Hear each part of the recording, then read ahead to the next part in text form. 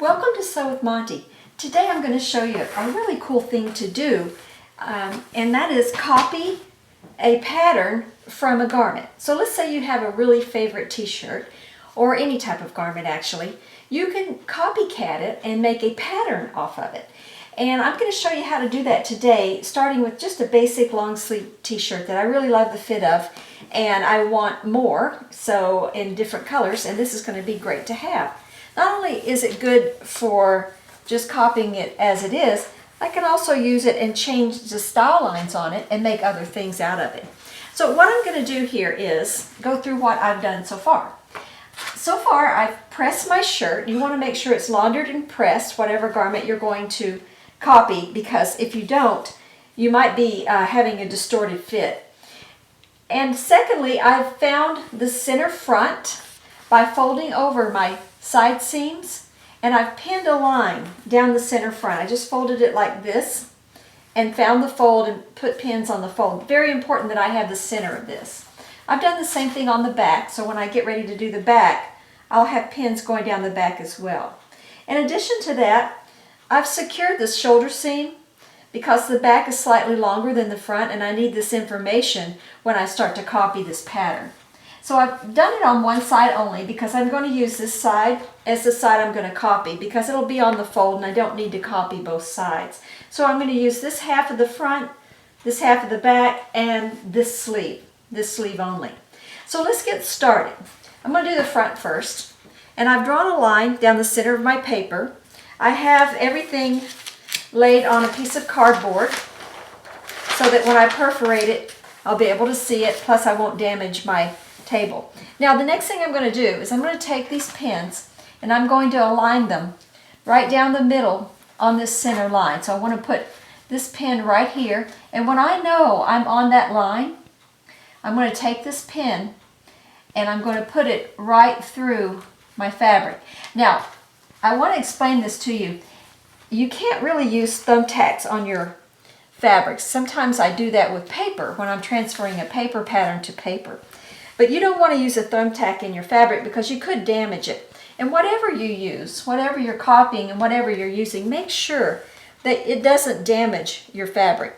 You can also invest in one of these. It's a tracing wheel that is made for transferring pattern, fabric garments to pattern. I also, though, test this, especially if I'm on a delicate fabric like a silk or something, that it doesn't damage my actual fabric. But after you get it all pinned down, right on the line, making sure that you stay on the line. Now you don't really have to trace this line once you've got this secured because the line's already there. You just want to make sure you're on it and that you're exactly on it. Now my back pin here looks like it might be off just a wee bit, so I'm going to move it over. That could be because of the rib and the neckline, and I'll check that when I get to the back part. So then you want to spread it all out. Don't stretch it. It is a t-shirt knit, so don't stretch it out of shape. You want it to just lay flat but not stretched. And what I like to do is come along and just pin down these important areas right here. The only place I'm actually going to go into the interior of the garment is at the shoulder and the armhole, and the neckline. So 3 places: neckline, shoulder, and armhole. I'll be going inside and using my pins there. Otherwise, I'm simply going to go around the outside edge with a pen or a pencil. Now where it's straight, or relatively straight, I'm just going to put just a very few dash lines in here. I'm not doing anything solid yet, just dash lines, holding it secure so that I know I'm right on my seam. Don't let it roll. And make sure, double sure, as I said before, don't stretch your fabric, because then you're not going to get an accurate view. So see, I've already got my center front, my hem, and my side seam. That's simple. Now for my armhole, let me just pull this around here a little bit. So actually I'm secured to the table. I'm going to go in here and I'm going to start using my pin. I'm going to use a little bit bigger pin. But I'm going to use a silk pin. I don't want to use anything that might damage my actual garment. And I'm just going to go along about every ½ inch and just perforate the paper at this armhole. Quite simple, kind of fun. And then when I get to the shoulder, I've already got the corners marked. I'm just going to put a couple of marks in the middle. Now this shoulder should be straight, so whatever it is, I'll straighten it out later. This is my neckline. I'm going to go ahead and just trace off on the seam because the top part is rib, and I'll do that differently here in a moment. So basically, that's it. The front is done. So we're going to release all the pins. And I'm not taking the pins out of the garment at the shoulder. Back's already pinned. Everything else is good. I just want to get this out of the way, one more pin, and show you what we have. So up here, we have these little dotted lines where our pins were. And I'm just going to kind of draw in the dots and then use my very curve to connect them. This is going to be my front armhole. And then shoulder to shoulder is here. Neckline is here. So you can just dot it in. See, and that's basically it. Now we're going to come back with a very curve or a French curve, whatever you have handy. And I'm just going to start connecting my dots. And sometimes you'll find a dot, like this one's kind of out of place, but the other four are lining up. So I'm okay with that one being out of place. I don't want to make a bump or a divot in my outside line. And I just connect all my dots. It's really quite fun, and once you've done this, you'll want to do everything in your closet because it's so fun, and you can make some fabulous patterns without all of the draping and adjusting because you know they already fit you. This had a little bit of an arc in it at the bottom, so I'm just going to smooth out the roundness there so it's nice and round. And so there is a subtle arc in that hemline. So now I'm going to do the armhole. And then once I have all this done, I'm going to add a 3/8 inch seam allowance. Now 3/8 because this garment should be sewn with either a stretch stitch on your multi-stitch machine, your regular sewing machine, or with your serger, which the serger accommodates a 3/8 inch seam allowance with just enough to cut off just the bare edge of it when you're serging. So these things need to be addressed. You want to make sure your seam allowance accommodates whatever seam you're using. So what I would suggest if you're using a regular machine with a multi-stitch function and you're using a stretch stitch, you want to use a 3/8 inch seam allowance and the widest accommodation of width on that stitch that you can get. And then that way it sews the seam and casts off the edge at the same time. You don't have the feature of cutting the edge of the seam, but you still have all the other assets of it. You don't want a big 5/8 inch seam in there. Then you've got bulk in here and it looks uncomfortable or shows ridges when you wear it. It feels uncomfortable or it shows ridges. So 3/8 is what we're going to go for. And I'm just going to go ahead and finish off all these.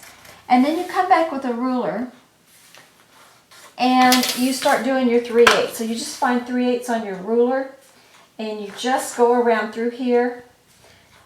The only place I'm going to have more is at the hemline. I'm going to give myself an inch down there, and that way I can hem it. But everything else is getting 3/8 in here. And I'm just following this line, drawing larger dash lines. And then if you're good at cutting, you can probably cut on this dash line.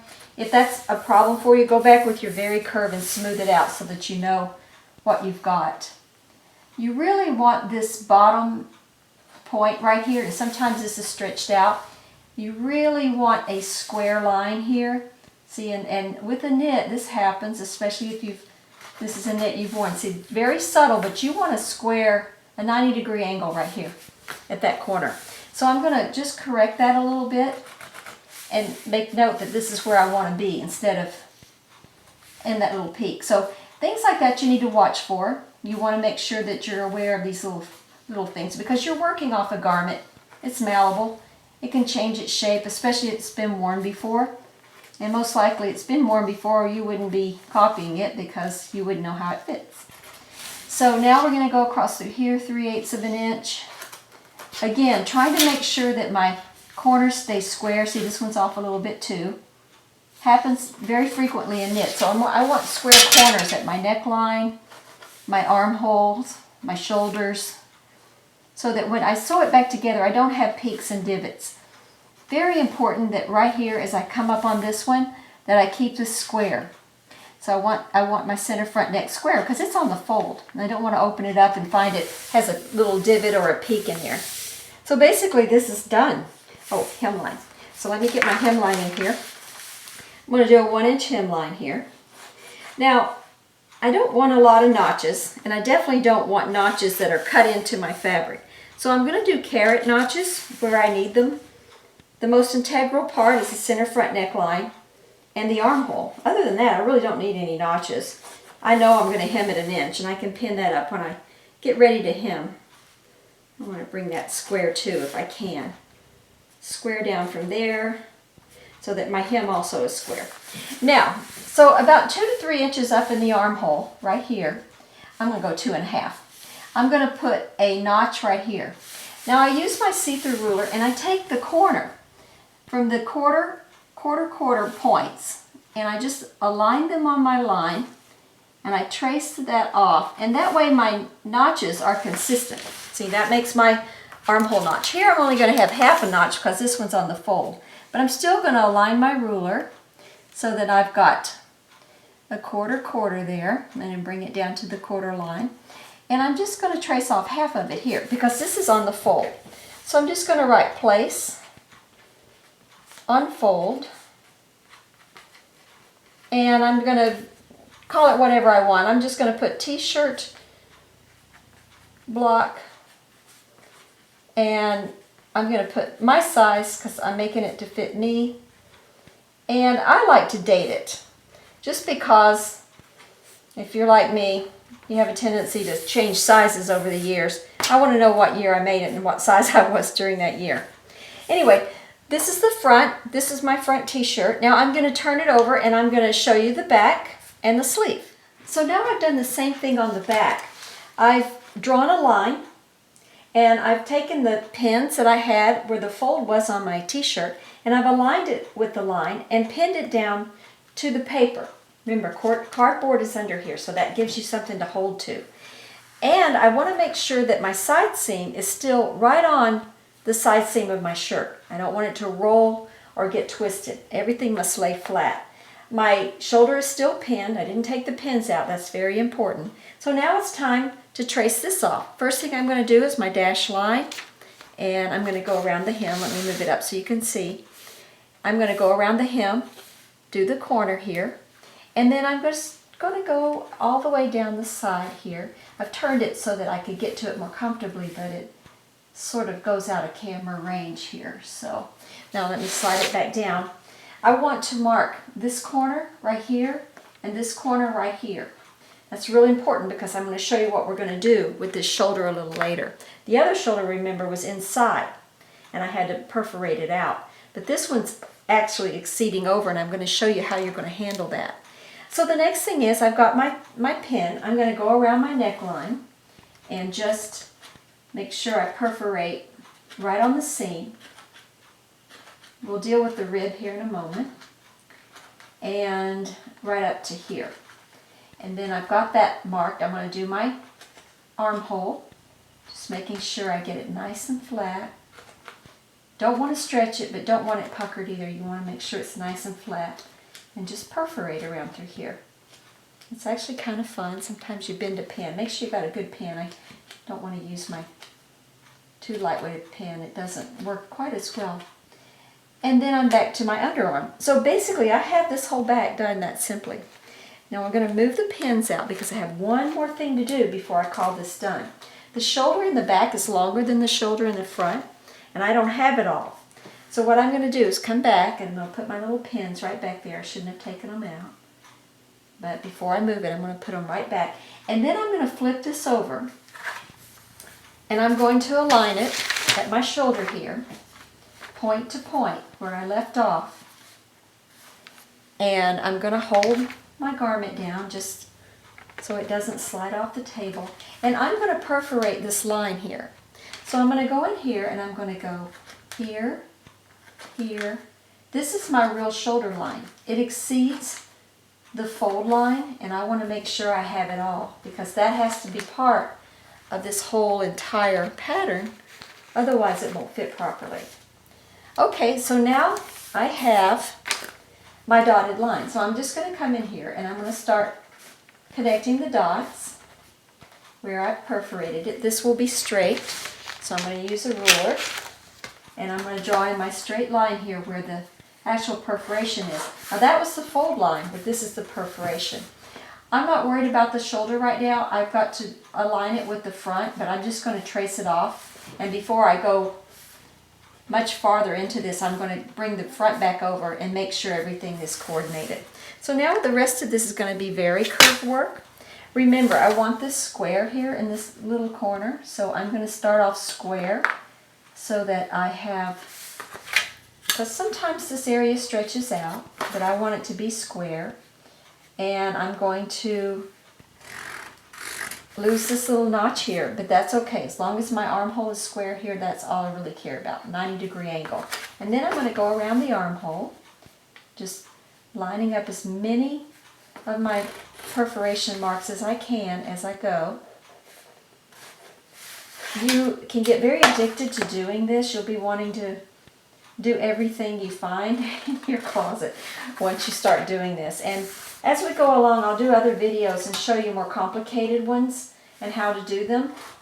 Things with pockets and pants, which is a little bit different, and how to do pleating and gathering and all that. Because once you learn this, it's really fun, and I've always used the justification, if I buy a very expensive garment, I can take it home and copy it and make a pattern off of it and make more. So it justifies me spending a lot of money on a garment. Or it can be something you've borrowed from someone, or even if you're upcycling, if you're into upcycling, and let's say you find a really cool garment in a thrift store, but the fabric isn't so great. But the style and the fit is awesome. This is a good place where you can use that as a pattern and maybe use other upcycled garments and turn them into that garment. So it can be used in many, many different ways, this technique. And it's really fun. Once you've done it a few times, you'll see. You'll really like doing it. So remember, you want square corners. If you have a see-through ruler with a grid, that helps you keep things square. It's an excellent way to do just that.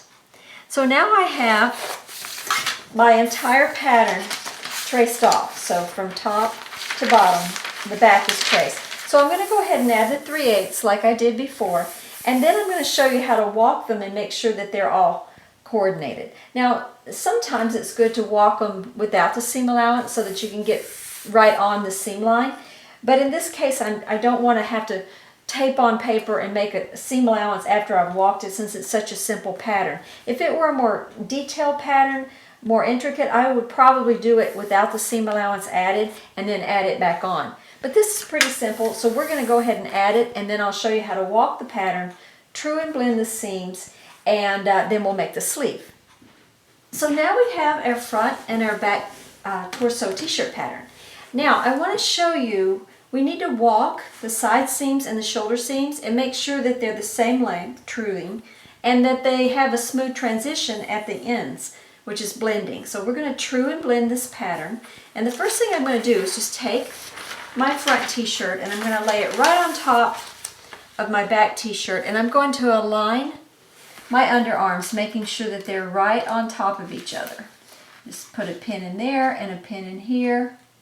And I'm going to secure this to my board, making sure I've got them right on top of each other.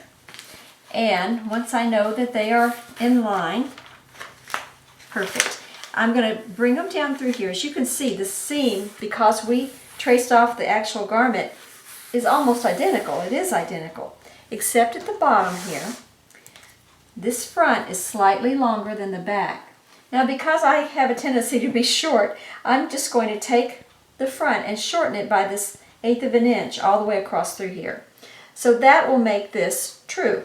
So let's go ahead and do that, and then we'll come back and I'll show you how to blend the side seam. So I'm just going to take this off here. It's a little more than an 1/8. It's not quite 3/16, but it's like a fat 1/8. And I'm going to trim it off. I did a kind of a bad job of cutting it before anyway, so now it gives me a chance to clean it up.